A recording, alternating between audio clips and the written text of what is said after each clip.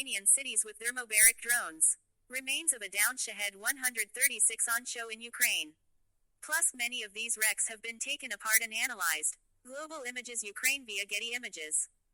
The majority of aerial bombs are blast fragmentation types, designed to produce a large amount of lethal shrapnel as well as a blast. Less than 40% of the weight of the U.S.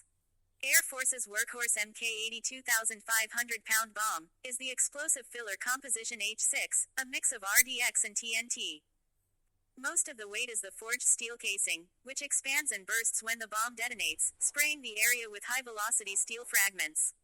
These can kill at 250 yards or more, whereas the blast is only deadly out to 15 yards of less. During the German Blitz on London in 1940, bombers initially dropped blast fragmentation bombs, such as the 550-pound SC-250 type, a forerunner of the U.S. Mk-82. The Luftwaffe also dropped some sea mines, which were supposed to land in the River Thames and create a hazard to shipping.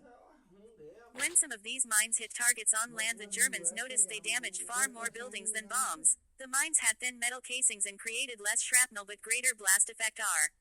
After that, Luftwaffe started deliberately using the mines, which parachuted to the ground, against built-up areas. In some raids, the Germans also dropped large numbers of 2-pound B-1E incendiary bombs, to start fires in the rubble and broken gas mains left by the explosives. This background gives us some insight into drone campaign being waged against Ukrainian cities. Shahed warhead evolution. The Shahed 136 kamikaze drone is an Iranian design, now produced in Russia under license.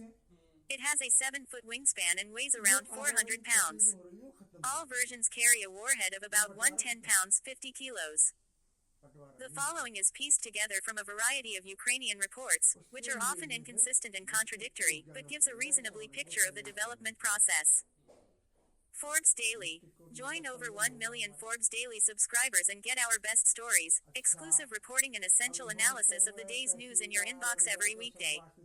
Get the latest news on special offers, product updates and content suggestions from Forbes and its affiliates. SIG up. The initial, Iranian-made Shahed carried a blast fragmentation warhead for which the designation is not known. When Russia started producing the Shaheds, they used a munition variously known as BSF-50 or MSNI 37.364, which appears to have been a straight copy of the imported version. Russian. The evolution started when Russian then started fitting their Shaheds with a more advanced payload, known as BSF-52. This combined a shaped charge with incendiary elements but was inaccurately described as thermobaric in some early reports. Like the complex warhead seen on the smaller Shahed 131, this was likely chose for its effectiveness against electricity generation and distribution systems. This was followed by a warhead known as OFZBCH-50, which is described as high explosive incendiary fragmentation. This has several thousand pre-formed fragments and 55 pounds 25 kilos of explosive. The latest, the 5th iteration, is stamped with the designation TBBCH-50 and filled with thermobaric explosive. 1 stage, 2 stage. Thermobarics produce a cloud of material, often liquid, which reacts with oxygen in the atmosphere to generate a more powerful explosion than traditional explosives.